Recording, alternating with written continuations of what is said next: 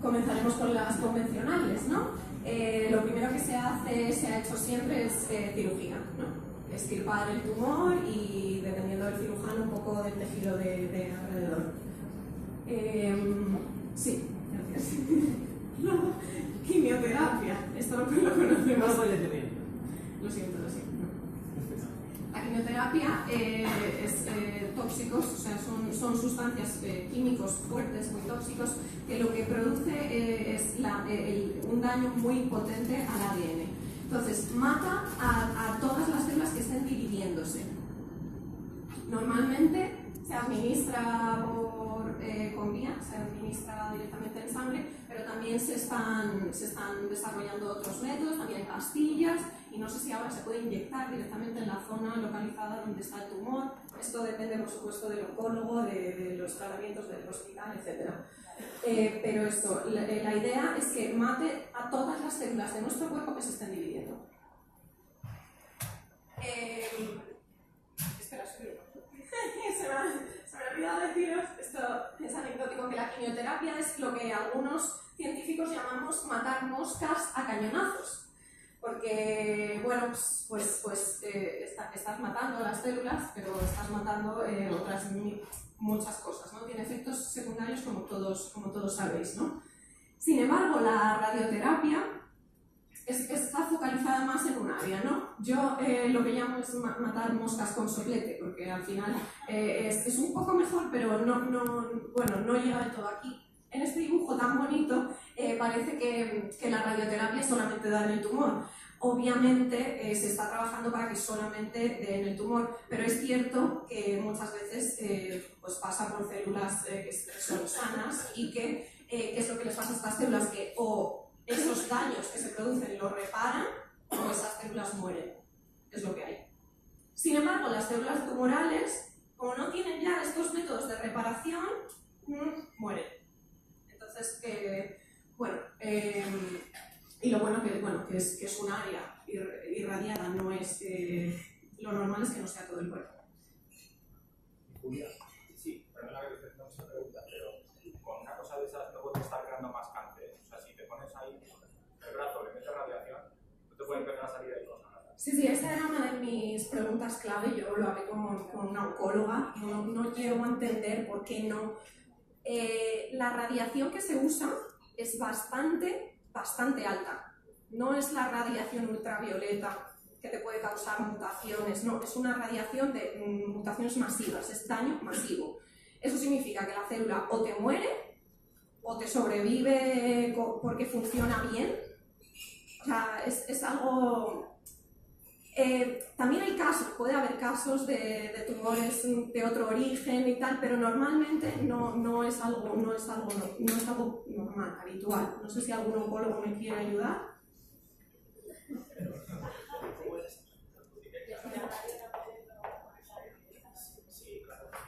A ver, puntualizar que yo no soy oncólogo, soy neurólogo, pero bueno, tuve un curso de protección radiológica, así que estoy bastante... Digamos que las radiaciones ionizantes, en función del rango en el que trabajes, pueden producir dos tipos de efectos, deterministas o estocásticos. Por ejemplo, cuando es deterministas, quiere decir que, como bien dijo ella, el cáncer es fruto del azar. Los efectos estocásticos son los que favorecen que el azar pueda interactuar ahí, digamos. Esos son los que pueden desarrollar un cáncer. Determinista es que si le doy a chorro con rayos X a un sitio muy concreto, esa célula va a morir. O sea, va a pasar sí o sí. En qué grado ya depende de qué cantidad, de la zona que estés irradiando, pero digamos que funcionan por mecanismos diferentes. Cada uno tiene sus características y tal, pero no voy a ponerme a... Pero digamos que eso está muy estudiado.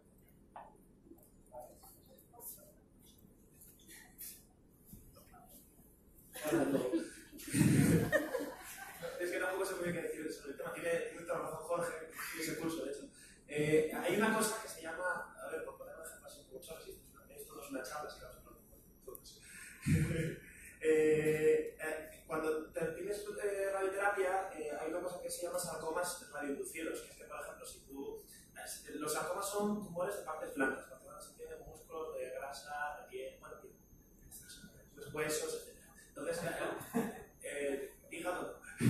Entonces, los sarcomas radioinducidos es una cosa que ocurre, porque también tienen un tratamiento radio muy potente, luego pues resulta que empieza a crecer un bolotrio en esa zona. Así, tiene un tratamiento nefasto, pero bueno, es lo que hay. Entonces, una de las metas en las que está metida la onco, entre otras muchas. Otra de los hallmarks de la onco en un futuro no muy lejano probablemente sean las toxicidades de la quimioterapia. La quimioterapia es un veneno matador, la que se conoce, la que se ha usado hasta ahora, hablará ella seguro de algunas cosas más guays, pero el problema que hay es que hay pacientes que llevan viviendo 10, 12, 15, 20 años después de haberse metido ese veneno y empieza a haber problemas por todos los lados y luego cáncer. Entonces, bueno, un poco reflejado ahí. Bueno, yo soy Víctor, soy biólogo molecular y bueno, todo esto es cierto. La quimioterapia es un bombardeo masivo a todo el cuerpo. La radioterapia antiguamente también era muy inespecífica, pero ahora existen técnicas que permiten dirigir la radiación específicamente a las células cancerosas y entonces atacas principalmente a esas. Si eres capaz de eliminar esas, los efectos secundarios que puedan provocarse en las células vecinas son menores, pero es cierto que existe un riesgo de que con la radiación otras células que están sanas puedan adquirir mutaciones que lleven a otras células a convertirse en otro tumor.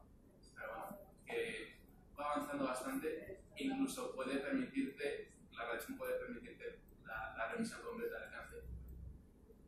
Estoy en un equipo, Respaldan. Sí, efectivamente, hay muchas cosas que han sido siempre muy limitantes y yo creo que el futuro radica también un poco en saber a qué pacientes se les puede dar qué quimioterapia también y en qué dosis farmacogenética. Pero esto todavía está empezando. Y yo creo que es importante porque obviamente se sabe que a la quimio unos responden muy bien y otros no tan bien y otros no responden. Entonces, esto si se puede predecir, pues ahorra mucho dinero, tiempo y sufrimiento. Yo tengo una pregunta. Yo tengo un amigo que ahora mismo se ha curado gracias a la quimio, pero viendo esto me hace pensar cómo se sigue, o viendo, escuchando lo que decís vosotros, ¿no? Cómo es posible que se siga haciendo cuando es tan brutal y puede tener efectos más adelante existiendo alternativas, digo. Es porque no vale para todos los casos. A ver, es brutal, pero a veces la alternativa es arriesgarte a que el tumor siga creciendo o que, a ver, lo principal si es un tumor sólido va a ser la cirugía, pero luego siempre depende del grado del tumor, depende de lo grande que fuera, muchas veces se da la quimio porque es que no te quieres arriesgar. Incluso yo como paciente no quieres arriesgarte a que queden células en ninguna parte que, con la capacidad de que se estén dividiendo en alguna parte, no sé, al final es minimizar todas las posibilidades. Pero es porque no valdría una radioterapia como alternativa. A veces se hace primero radioterapia, bueno, esto ya depende del oncólogo, ellos se pueden dar varias cosas a la vez o un tratamiento, ¿sabes? Bueno, si vuelve el cáncer haremos esto después y luego esto, entonces es progresivo, ¿no? Y luego la terapia dirigida, lo que se llama medicina personalizada, que es lo que se viene haciendo desde los últimos, pues digamos, 20 años o un poquito menos, que es lo que yo llamo, obviamente, matar moscas con matamoscas. Lo que se hace es coger una biopsia del tumor, secuenciar su ADN para ver qué mutaciones en concreto tiene ese tumor.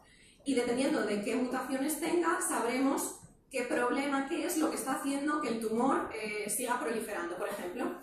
Y entonces intentamos que eso, usar inhibidores específicos para esas proteínas que están mutadas, ¿no? Por ejemplo, os voy a poner un ejemplo, vamos a ver un poco de biología celular por aquí, la membrana plasmática de la célula, el citoplasma, el núcleo donde se encuentra el ADN, y esto es la típica cascada de señalización. Esto es como una señal externa de la célula se transmite hasta el núcleo y hace que se transcriban genes y que lo que ocurra es que la célula al final, en este caso, por ejemplo, se divida, aunque esto funciona así para todo, para que la célula se divida, para que la célula crezca, para que la célula se muera, para muchas cosas esto funciona así, ¿no? Es básico. Entonces, imaginaros que este receptor que está dando lugar a una señal de división estuviera amplificado, el gen del receptor estuviera repetido 100 veces.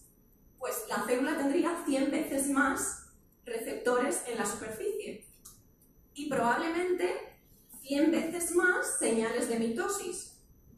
Entonces, ¿qué le interesa al oncólogo y al paciente? Pues un inhibidor, que ahora se llevan mucho los anticuerpos, un anticuerpo que se una específicamente a la zona de fuera del receptor y que impida que el ligando se una y que dé lugar a la señalización y división celular. Pero si hay un paciente que tiene, si este mismo paciente, además de tener lo que os he dicho, la amplificación, tiene muchos de estos, resulta que tiene una mutación aquí abajo que hace que esté constitutivamente activo, lo que significa que está continuamente trabajando, lo que ocurre es que no nos importa lo que hagamos fuera, está funcionando continuamente. Entonces lo que tenemos que hacer es usar un inhibidor de esta acción. Pero esto puede tener problemas porque lo que os he dicho, la evolución, algunos tumores terminan desarrollando resistencia. ¿Por qué? Porque estas terapias lo que hacen es frenar esta división celular, pero no están matando a la célula. Entonces, como frenan, la célula se queda ahí. Entonces, si esa célula no, pero la de al lado ha conseguido una mutación en el gen RAS, que da lugar a la proteína RAS, no sé si a alguno suena, es relativamente importante y se muta en muchísimos cánceres. Da igual lo que pase aquí. Si RAS está mutado, constitutivamente activo, esto va a estar funcionando y la mitosis y la división celular, la proliferación va a seguir ocurriendo. Entonces, es difícil, sí. Otra pregunta. ¿Sería posible, este mecanismo yo no lo conocía, o sea, parece que todo lo que le ocurre en la célula viene desde fuera, ¿no? ¿Le puedes mandar un mensaje, hay un papelito doblado que dice, oye, muérete, la célula cancerígena? O sea, ¿hay algún transmisor de estos que le diga a la célula, oye, ya déjalo, porque y se podría utilizar esta como una terapia? O sea, sí, cosas que favorezcan la muerte celular, la apoptosis. Hay ciertos ligandos que cuando llegan también dicen eso, muerte, ¿no? No sé si algunos sabéis, queréis decir algo. Aquí hay un chico que asiente, ya he visto. Sí, me has pillado. Pero, o sea... A ver si quieres. Sí, claro, hombre, a ver si esto no es una charla. ¿Vale? No, a ver cómo decirlo. La señal que puede venir de fuera, efectivamente, pero el hecho de mutar carras, por ejemplo, ya estás dentro. La célula tumoral que la señal de fuera, muérete, podría también frenar la respuesta de morirse y decir, esta no la voy a hacer caso. Entonces también tiene esa contrapartida. ¿Acordáis cuando decía que esto lo había creado un chico que se llama Mario que no hablaba nada? Es ese Mario.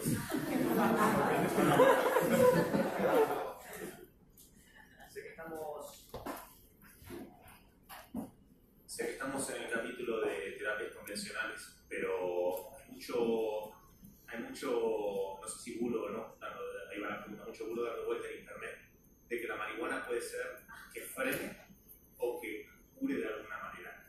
¿Cuánto hay científicamente probado de esto y cuánto es bulo de internet? Gente que cruza los dedos en el bolsillo ahora mismo. Esto es una pregunta estupenda. Yo me acuerdo que hace un par de años vi una charla hay un grupo en la Complutense que se dedica a ver el uso de cannabinoides en cáncer de mama. Y la chica realmente nos mostró resultados in vitro y con animales, con ratitas y ratones. Nos dijo que sí que parecía, bueno, aparte de que la marihuana se pueda usar o no para aliviar las náuseas del paciente, por supuesto, sí que parecía que frenaba un poco el crecimiento de las células tumorales, de un tipo especial, ahora mismo no recuerdo, de cáncer de mama, ¿vale?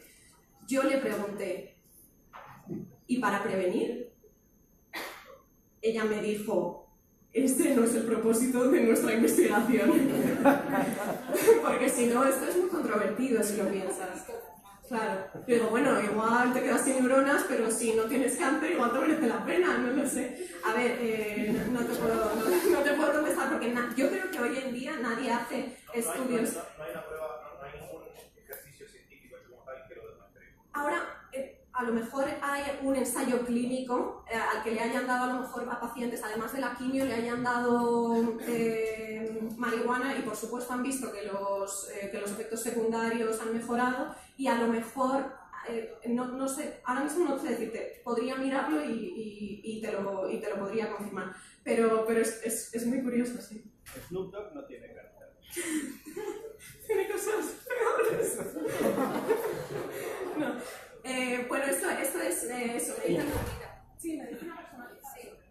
Bueno, eso era mi pregunta. ¿Cuánto de personalizada es esta medicina? Porque si nos dijiste que cada tumor era diferente y tengo que secuenciar el ADN de cada tumor, tengo que secuenciar el ADN de cada uno de los pacientes de cada uno de los tumores y hacer un inhibidor específico para cada uno de ellos. No se hacen, están en el mercado. Hoy en día ya se ha visto que, por ejemplo, hay ciertos tumores de mama que tienen sobreexpresado un receptor y, pues como este es el típico ejemplo de cáncer de pulmón, que tiene sobreexpresado el receptor AGF, que es un factor de crecimiento. Entonces, se hace por rutina, se coge una muestra, se secuencia, porque no te interesa darle otra cosa al paciente. Estos tratamientos son muy caros, entonces sí se hace. Personalizada, pero no tan personalizada. Bueno, personalizada como saben cuáles son las mutaciones de tu tumor e intentan ajustar el tratamiento a lo que tú tienes. No está mal.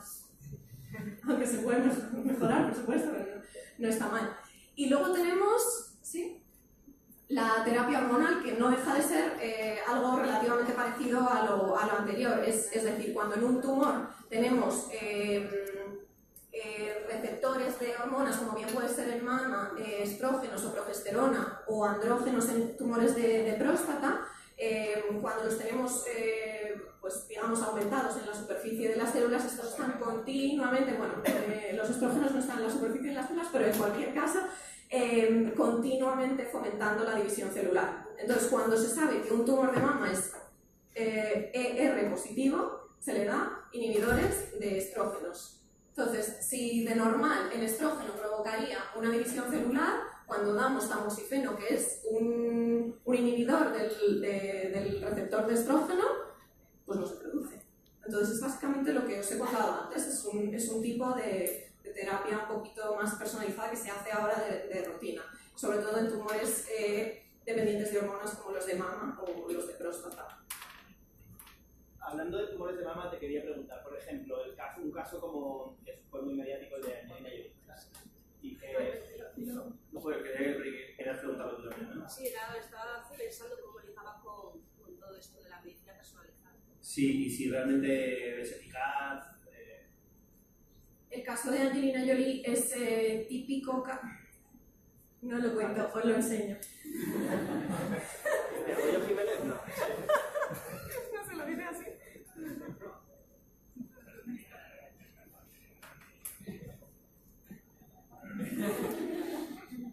No estaba preparado.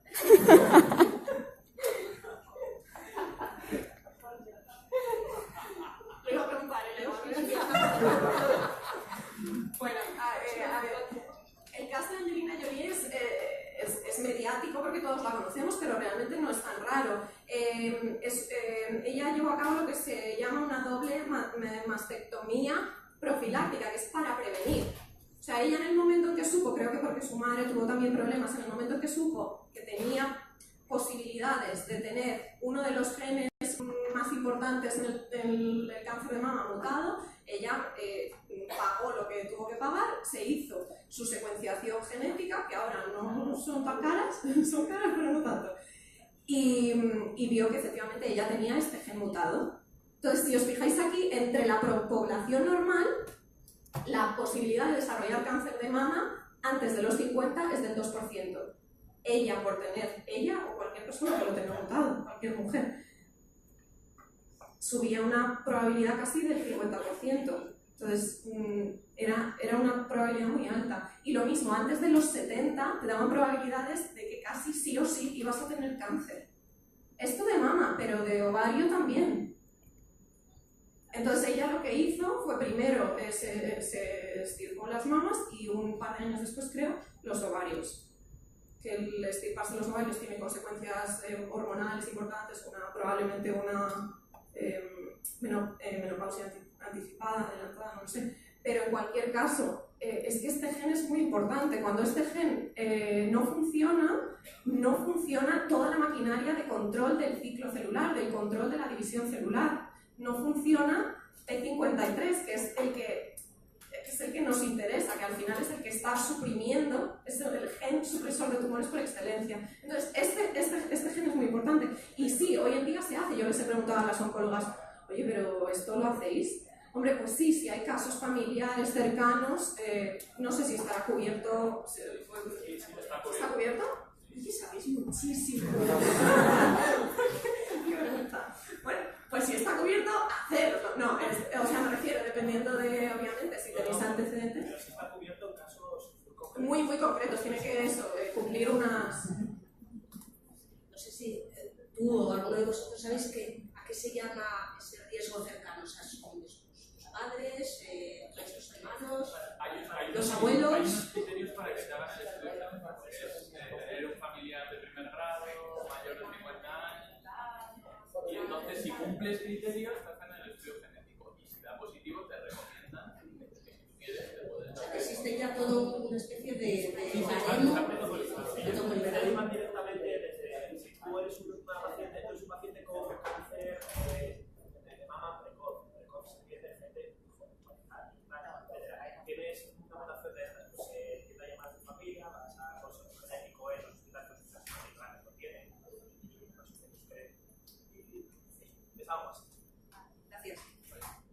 En cualquier caso, ahora mismo, cada persona se lo puede hacer si quiere, pagando, o sea, si tiene sospecha de que su madre, su abuela, tal. Hoy en día los están haciendo, ya digo, cada vez más baratos, unos 500 euros y...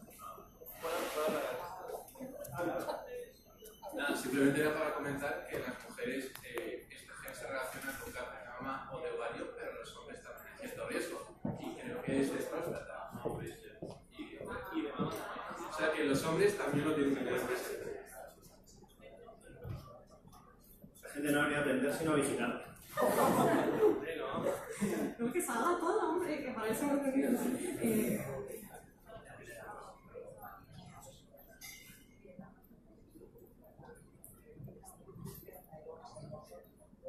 Oye, estamos hablando de esta edición de Esto no es una charla porque no está siendo una charla para nada. ¿Qué opináis? Bien, ¿no? Podéis hablar ahora, cabrones. Estáis hablando todo el rato y ahora os pido que os quedéis callados.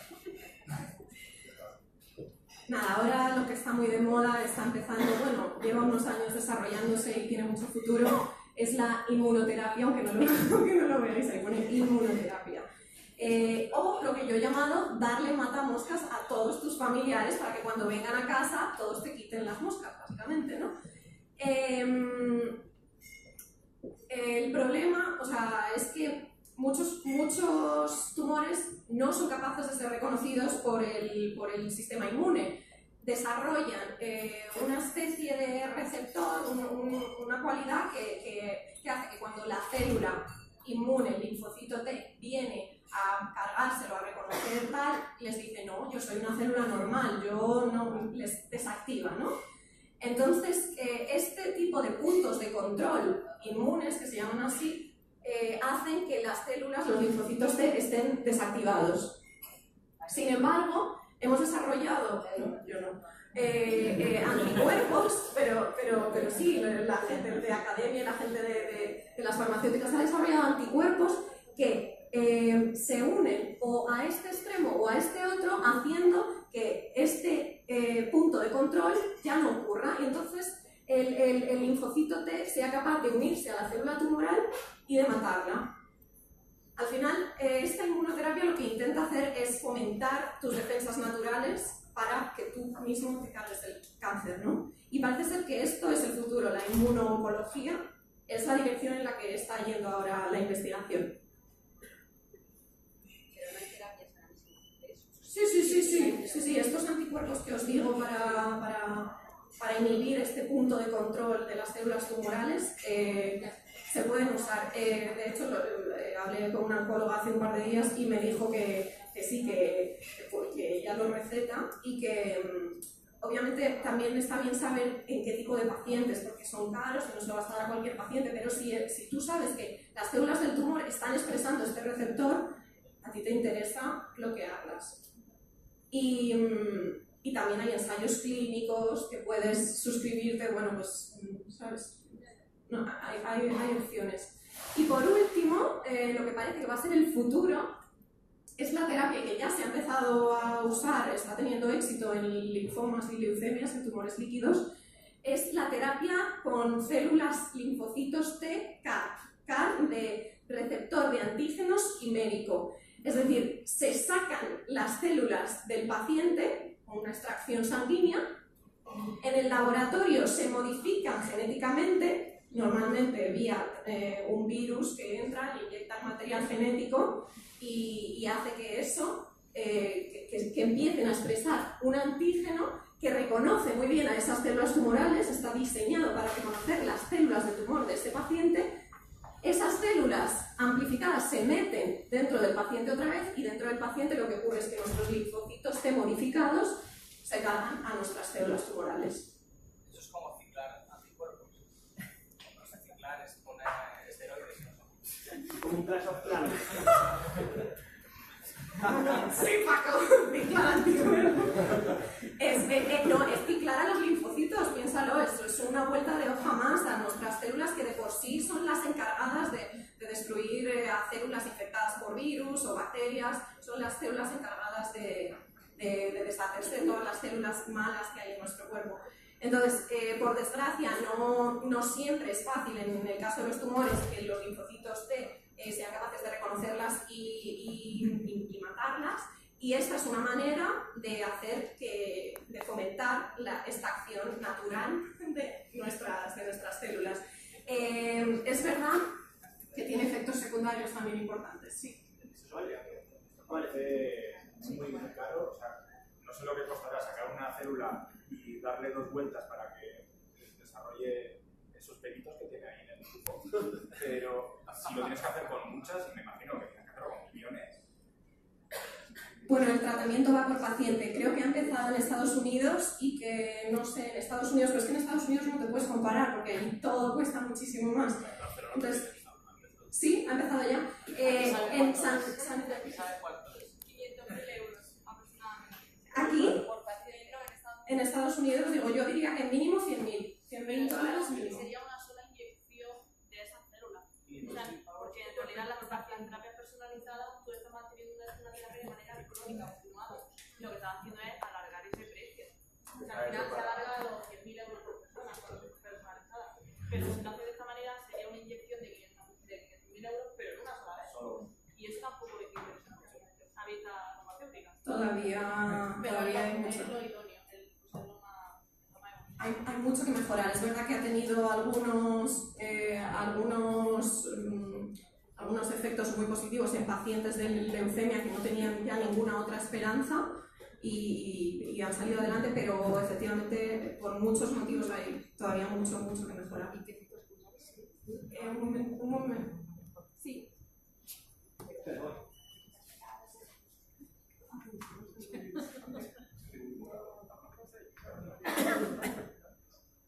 Bueno, yo quería hacer una pregunta un poquito diferente. Supongo que todos sois conscientes de que la información te hace más libre, pero no te hace más feliz. Yo por todo esto me estoy acojonando. Esta información. Entonces, este orden de cosas, la infelicidad, ¿no? Hay tendencias que hablan de que la ira, la rabia, la infelicidad es un generador de cáncer. Me imagino que son conceptos un poquito cuantificables para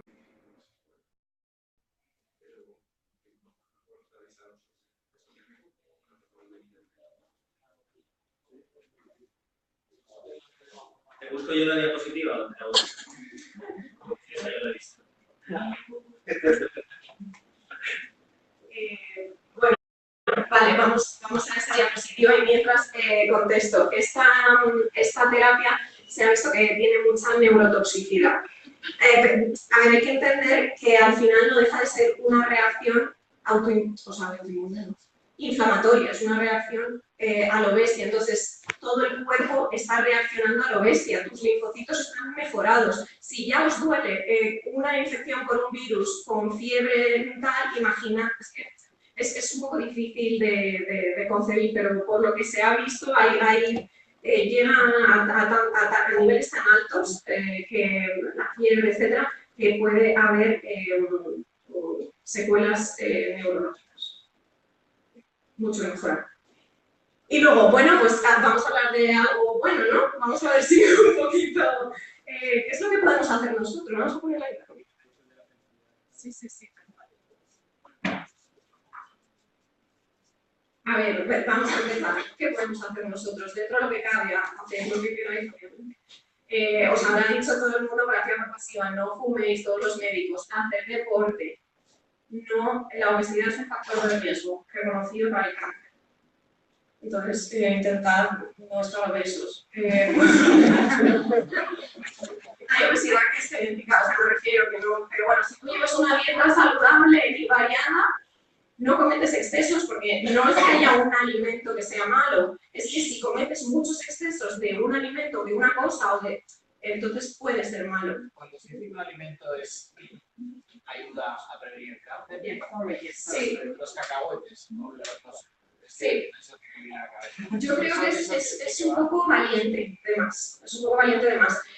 No significa que sea un alimento malo, ni mucho menos, pero hay que contrastar un poco la información. No hay una manera de decir una persona que solo haya comido en su vida cacahuetes, o sea, no hay manera de medirlo bien. Es como lo de la felicidad, es verdad, son cosas muy difíciles de medir, entonces no tenemos datos reales. No significa que no sean buenos para prevenir, pero no lo podemos saber. Hoy en día no podemos decir que ningún alimento sea bueno, especialmente bueno. Hay ensayos en el laboratorio, como el sistema pueden ser células, puedes echarle...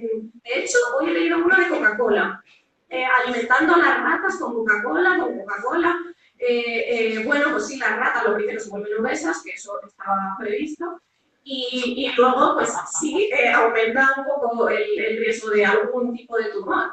Pero ¿y eso pasaría en humanos? Y eso, a ver, al final es todo un poquito complicado. Lo que sí que os diría es que no queméis la carne. Me vais a notar, pero, o sea, lo habéis oído también, o sea, lo negro, ¿no? Lo tostado, el socarrat, o sea, lo que...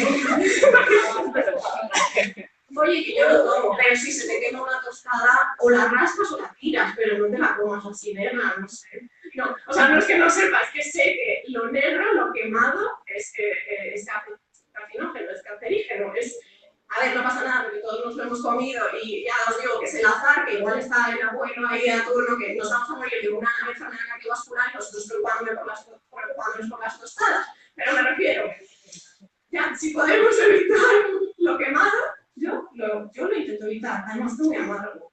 Bueno, el alcohol. ¿Sí? Ay.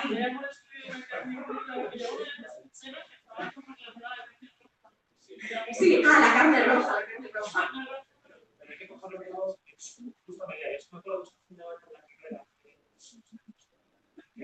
porque de hecho acabamos mirando las conclusiones de la OMS, el debate pues. Hay unas 1000 veces más, de riesgo cardiovascular comiendo salchichas, carne. También tienes que comer 1000 filetes para hacer el mismo daño que funciona. Y no solo estamos en cáncer. Entonces, también es cierto que depende del cáncer. O sea, la carne roja parece sí que está un poquito más unida al colorectal que a otros tipos. Entonces, si tú tienes a lo mejor cáncer familiar colorectal, pues a lo mejor te conviene comer más vegetales, pero ya te digo que al final el azar. Sobre esto, bueno, todo se acuerda. Yo he visto hace poco en internet mapas de España con zonas en las que hay prevalencia específica de un determinado tipo de cánceres, un poco como no sé, toda la zona de Castilla, pues había más con lo tal, que lo asociaban a los embutidos, a tipo de dieta, luego una zona por Galicia, por el suelo rico en radón. No sé si esto cuando se investiga algo más, o sea, tiene algo más de... Por eso una curiosidad y no da mucha más información. Sí, Sí, totalmente. Al final, la zona geográfica en la que vivas también influye un poquito. ¿Por qué influye un poquito? Por la dieta de la zona y por muchas cosas. En España tenemos lo que muchos oncólogos estarían diciendo, de acuerdo conmigo, en que al tener 17 sistemas de salud diferentes, eso en muchos de nuestras comunidades supone un problema. Supone un problema porque en Madrid y en Barcelona están todos los hospitales, está todo, pero imagínate, pues no sé, no voy a decir, pero imagínate un sitio en el que ven solamente 7 casos de leucemia.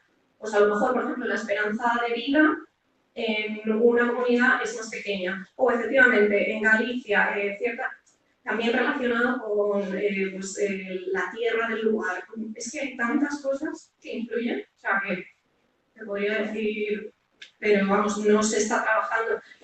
El problema que hay es que, efectivamente, para unificar los tratamientos, no se puede, porque son como 17 países diferentes, entonces es un problema. La pregunta de Alberto, la felicidad de la ira. Sí. La felicidad de la ira. Vale. Bueno, pues luego subimos. Yo creo que a ver, esto he patinado yo totalmente, es mi opinión.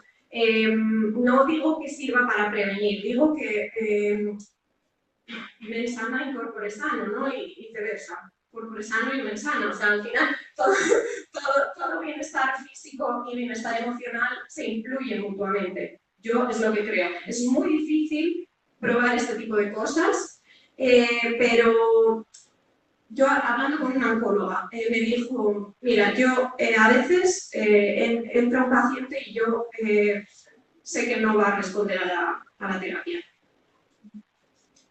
Obviamente no está hablando a ciencia cierta, pero la actitud que tiene la persona, todos son problemas, todo es una desgracia. Obviamente es una desgracia, pero siempre hay maneras de tomarse la vida. No quiero meterme mucho porque cada uno efectivamente es libre de tomársela como quiera y de creer en lo que quiera. Mindfulness ayuda al estado de bienestar de toda la persona, pero al igual que la fe, al igual que muchas otras cosas. Entonces, cada uno tiene que buscar lo que le guste, lo que le venga bien, lo que le complete, y yo creo que al final no hay una manera de prevenir, pero sí hay una manera de, yo qué sé, de ayudar, entre comillas. Hablo sin perdón porque yo no tengo ni idea del tema, ya que tenéis bastante conocimiento técnico, pero hemos visto formas de ataque a estas células, formas de defensa del organismo frente a estas células. ¿Hay algo que se esté avanzando para cambiar el comportamiento de las células, como reorientarlas?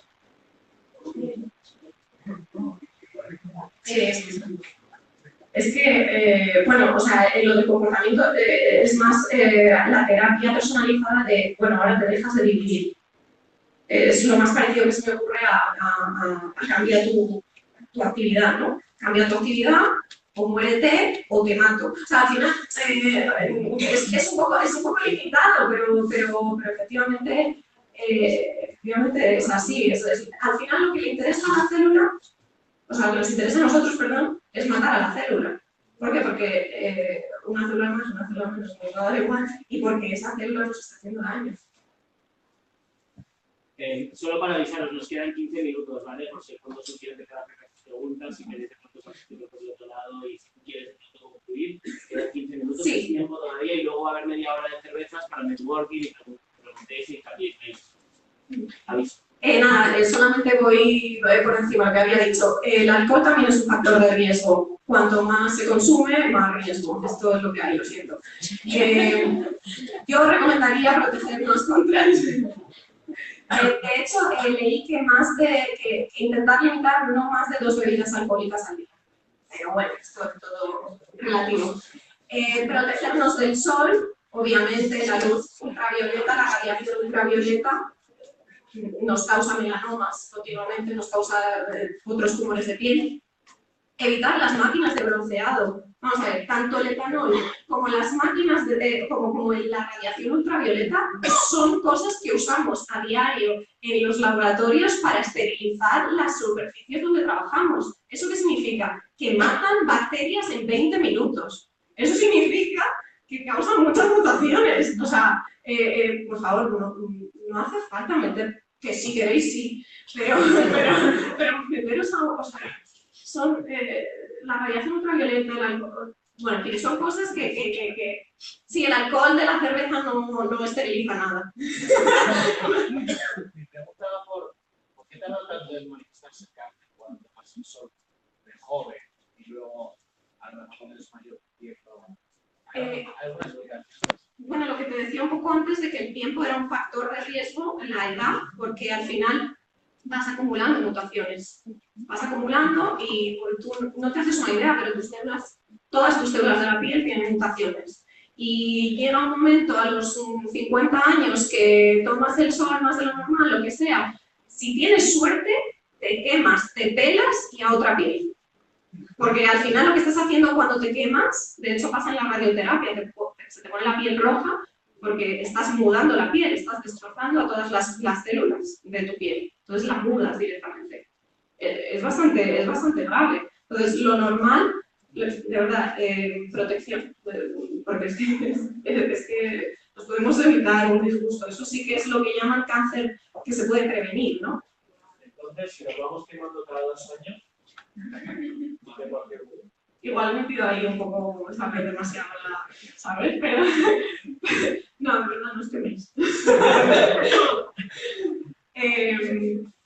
Revisar los lunares entre vosotros y cuando vayáis al médico, de verdad, porque en cuanto, bueno, si están las parejas, no lo puede ver, por eso digo que en parejas, porque, o al médico, porque es que un lunar que pueda crecer, tú no lo ves y a lo mejor sí que es un melanoma, si crece y los melanomas además son muy invasivos, no hay, o sea, puede haber, sí, mira, todos estos lunares son tumores benignos, todos estos lunares que te salen por el sol son lo que podrían ser melanomas, pero se han quedado ahí, entonces son tumores benignos. Pero, ¿y si en vez de un lunar, ese lunar va creciendo, porque ha tenido suficientes mutaciones como para invadir el tejido de... Entonces, cuanto menos lunares, cuanto menos radiación. Yo creo que lo mejor es verdad que luego todos los veranos los ponemos es normal, porque lo que está muy menos, es normal. Y porque al final hemos dicho que se la azar, ¿no? Pues ya está. La vacuna, las infecciones, dijimos que era un factor de riesgo. En el hepatocarcinoma y cáncer de hígado, la infección por el virus de la hepatitis B parece ser que es un factor de riesgo. Pero es que la infección con el virus del papiloma humano es un factor de riesgo en todos los epitelios estratificados. Estamos hablando de cervix, de útero, de piel hasta cierto punto, de cuellos orales. Estamos hablando de cáncer oral, de esófago, y ya lo sabéis, el HPV, el VPH, se pega, o sea, se transmite. Entonces, bueno, blanco y en botella. No, sigue, ¿dónde estaba? Aquí estaba. Y bueno, también se conocen algunas bacterias que pueden causar, bueno, no nos vamos a alertar porque el Helicobacter pylori lo tenemos la mitad de nosotros, pero si podemos prevenir, a lo mejor una persona que sabe que tiene Helicobacter, pues a lo mejor no debería compartir sus vasos cubiertos, lo que sea, chupa. ¿Sí? Sí, lo normal es tratarse con antibióticos, claro, pero muchas veces cuesta tal, y bueno, es un factor de cáncer de estómago, pero bueno. Y luego realizarse autoexploraciones, las mujeres en el pecho, y también escuchar a tu propio cuerpo. Me acuerdo que hace unos años conocí a una chica, tenía 25 años, cuando se localizó un bultito del tamaño de una lenteja en uno de sus pechos. Y ella supo que eso no debería estar ahí. Enseguida fue al médico, ella no tenía casos de cáncer hereditario ni nada. Eran 3 hermanas y ella, la más pequeña, lo desarrolló. Y cuando se lo pillaron, aunque era del tamaño de una lenteja, pues ya había llegado a los nódulos linfáticos. Por suerte esta chica le fue fenomenal, además estaba trabajando en el NIH en Estados Unidos, le hicieron todo lo habido y por haber, Obviamente la quimio se la tuvo que dar, pasó mal, pero de momento, y han pasado ya 3 años de eso, ella está estupenda. Pero me refiero que escuchéis a vuestro cuerpo, que cuando hay cosas que vayáis al médico, que no tengáis miedo de preguntar, que cuando tenéis una racha mala, vosotros lo sabéis. No significa que todas las rachas de astenia, que la astenia primaveral tenga que... O sea, vamos a ver. Pero un tumor en la mama deberíamos ser capaces de... Deberíamos, bueno. Si trabajamos con cancerígenos en el trabajo, por favor, nos tenemos que proteger bien, todos los que trabajamos en el laboratorio. O sea, es que a diario, yo no sé cómo nos salimos nosotros, como no tenemos una incidencia de cáncer el triple que la población normal, porque es que es impresionante. Revisiones médicas, ginecológicas, generales, lo que haga falta, no las saltéis, porque un médico, además, análisis de sangre cada año, cada 2 años, como mucho, para ver el colesterol, para ver, o sea, al final, un estado saludable, el médico te va a ayudar. Y efectivamente prestar atención a casos de familiares, pues, hombre, nadie quiere hacerse una mastectomía, pero si a tu madre se lo acaban de detectar, pues oye, igual hay que considerarlo. Mejor eso que no luego cuando lo tengas y te tenga que dar quimio y la cirugía te destroce la mama y bueno, en fin, o sea, más vale prevenir que curar. Y bueno, yo me he echado también el piso de huir de la contaminación porque obviamente respiramos. Respirar oxígeno ya envejece y ya oxida y ya causa mutaciones, pero lo que respiramos ahora ya es que ni es oxígeno ni es nada. Pero bueno, no hay manera de huir porque estamos aquí, o sea, es que nos gusta la ciudad y esto. Y bueno, yo siempre recomiendo eso. Y tenía un vídeo, no sé si queréis que os lo ponga, es en inglés, pero es muy breve, de 1 minuto y medio, de cómo funciona la terapia de células T-CAR, por si queréis. Venga, vamos a ver si se puede poner.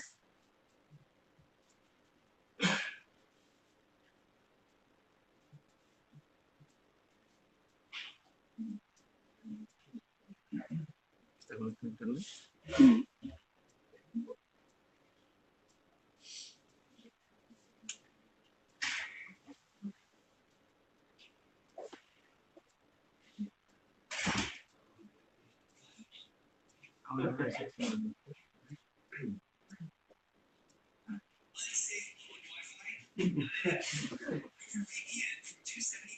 Es en inglés, espero que no os importe, si no luego lo traduzco. The immune system defends the body against disease. T cells are one of its key soldiers, targeting infected or abnormal cells. The cancer can block those defenses. Now scientists are genetically engineering patients' own T cells to make them smarter and tougher at seeking out and destroying cancer. One version is called CAR T cell therapy. T cells customized to zero